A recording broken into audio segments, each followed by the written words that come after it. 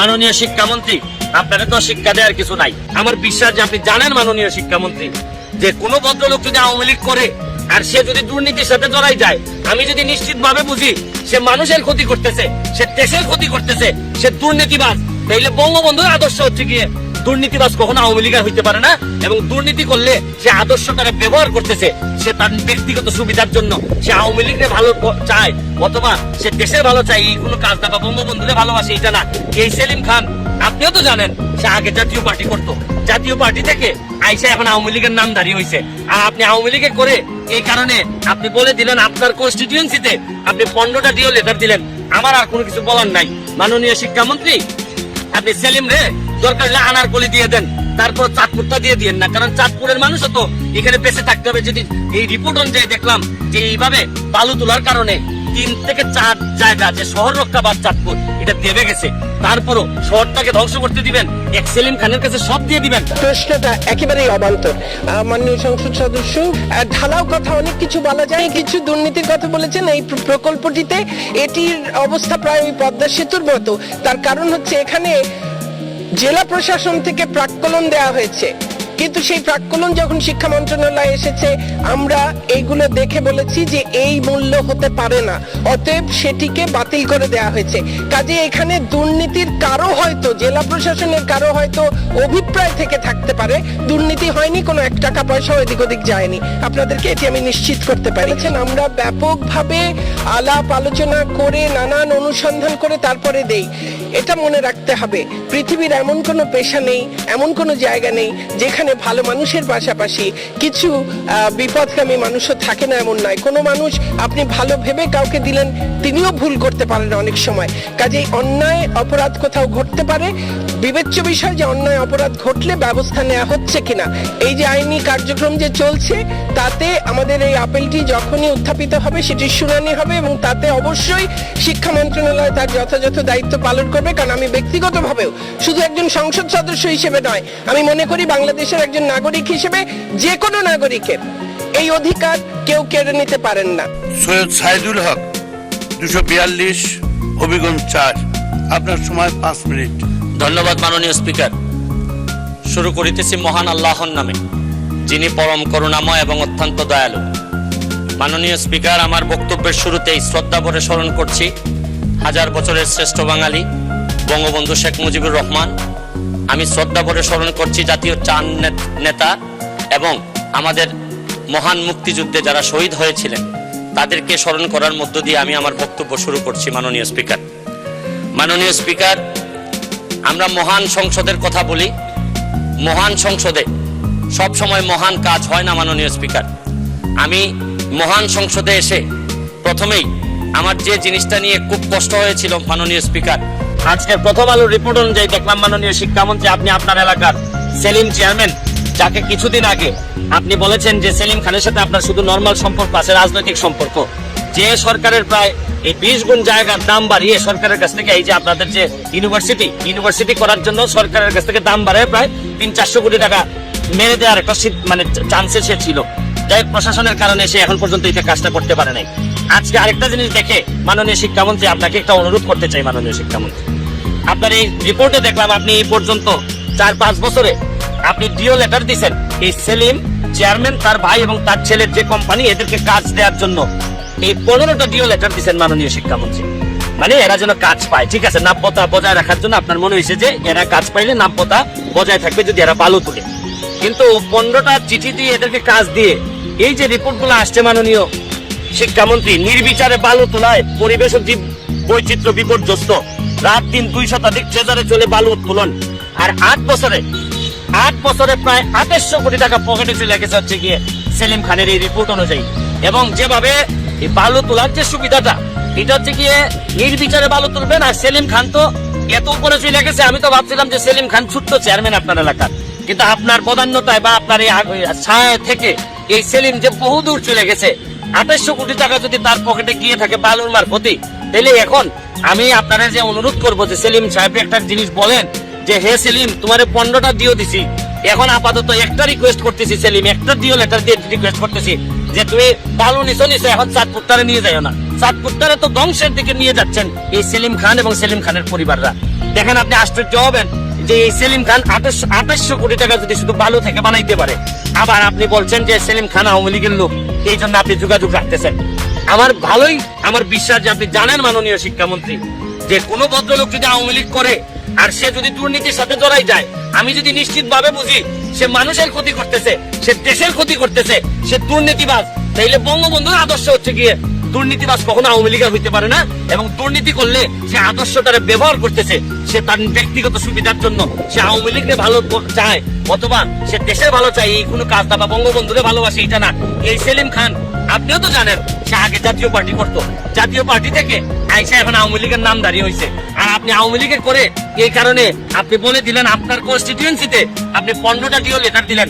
আমার আর কোনো কিছু বলার নাই মাননীয় শিক্ষামন্ত্রী, আপনি সেলিম রে দরকার হলে আনার গলি দিয়ে দেন, তারপর চাঁদপুরটা দিয়ে দিয়েন না, কারণ চাঁদপুরের মানুষও তো এখানে বেঁচে থাকতে হবে। যদি এই রিপোর্ট অনুযায়ী দেখলাম যে এইভাবে বালু তোলার কারণে 3 থেকে 4 জায়গা যে শহর রক্ষাবাদ চাঁদপুর এটা দেবে গেছে, তারপরও শহরটাকে ধ্বংস করতে দিবেন, এক সেলিম খানের কাছে সব দিয়ে দিবেন। শুনেন মাননীয় মন্ত্রী, শুধু এইভাবে শুদ্ধভাবে সুন্দর সুন্দর কথা বললেই হবে না মাননীয় মন্ত্রী। এখন তো বহুদূর চলে গেছে বাংলাদেশ এখন তরুণরা আপনাকে প্রশ্ন করতে শিখছে। আমার মতো সামান্য একজন লোক আপনারা তারা লাইভে বলছি যে আপনি গত লাইভে আমি বলছি যে সেই মনিউ এন্ড সেই মনিউর ফ্যামিলি, আমি তো বারবার বলার চেষ্টা করতেছি যে এখন আমরা প্রতিবাদ করতে শিখছি। শুধু এই কথা আর এই কথা বলে এখন আর বুঝাইতে পারবেন না, এখন সময় আছে মাননীয় শিক্ষামন্ত্রী। 15টা ডিও দিচ্ছেন তারে বালুর কাজ পাইয়ে দেওয়ার জন্য, এইবার অন্তত একটা রিকোয়েস্ট তারে করেন যে সেলিম তুমি আর যাই করো আমার চাঁদপুরটারে নষ্ট করে দিও না, কারণ চাঁদপুরে হয়তো একদিন আপনি হয়তো থাকবেন না, কিন্তু চাঁদপুরের বহু মানুষের ভাগ্য নিয়ে খেলাধুলা হচ্ছে এবং এটা থেকে বাঁচান। যদিও আমি চাঁদপুরে যাব না, আমার চাঁদপুরে বাড়ি না, কিন্তু আমার কাছে মনে হয়েছে কারণ চাঁদপুরের কোন লোকের এই সেলিম খানের বিরুদ্ধে কথা বলার মতো সাহস নাই। আরে আমি গেলেও তো আমাকেও রাখবে না সেলিম খান, কারণ সেলিম খান এখন এত দূরে চলে গেছে। আর কয়দিন পরে এই সেলিম খানরা কানাডাতে টাকা পাচার করবে, এই সেলিম খানরা আওয়ামী লীগকে বদনাম করবে, এই সেলিম খানরা জননেত্রী শেখ হাসিনাকে বিব্রত করবে। এই জন্যই বলি আমাদের নেত্রীকে বিব্রত করার আগে আপনি একটু সংযত হয়ে তারে একটু কন্ট্রোল করার চেষ্টা করেন। আমি জানি না যার পকেটে 2800 কোটি টাকা থাকে সে আপনার কথা কতটুকু শুনবে জানি না, তারপর আপনার প্রতি আমার একটা অনুরোধ, যদি নাও শুনে তার মাথার উপর থেকে ছায়াটা সরান, নাইলে এই সেলিম একদিন আমাদের জন্য বিভীষিকাময় হয়ে উঠবে পুরা দেশের জন্য। এইভাবেই তো বহু সেলিম বাংলাদেশে এখন রাজত্ব করতেছে। ভালো থাকবেন। আরেকটা কথা বলে দিতে চাই আপনাদেরকে, যারা বালু যারা উঠায় তাদের তো অনেক সুবিধা মাননীয় শিক্ষামন্ত্রী, আপনি তো জানেন না মনে হয়। যারা বালু উঠায় তারা কিছুদিন পরে পার ভাঙা যায়, তখন পার ঠিক করার জন্য আবার কন্ট্রাক্ট পায়, আর এইখানে আবার কাজ পায়, আবার জিও ব্যাগ এগুলোর জন্য আবার কাজ পায়। মানে এরা তো শুধু ব্যবসা আর ব্যবসা, কোনো অসুবিধা নাই, বাংলাদেশ গুল্লায় যাক, কিন্তু এরা ব্যবসায়ীরা আপনার লোকরা ভালো থাকবে এটা কোনোদিনই হইতে পারে না। এটা বঙ্গবন্ধুর আদর্শের কথা না মাননীয় শিক্ষামন্ত্রী। এইরকম শিক্ষা আপনি বাংলাদেশে দিয়েন না, দিলে বাংলাদেশে আর কিছু থাকবে না, কোনো লোক থাকবে না, কোনো মানুষ থাকবে না যাকে নিয়ে আমরা বলবো যে আমরা সোনার বাংলা বানাইতে চাই। বঙ্গবন্ধু ভালো থাকেন, সুস্থ থাকবেন। ধন্যবাদ মাননীয় স্পিকার।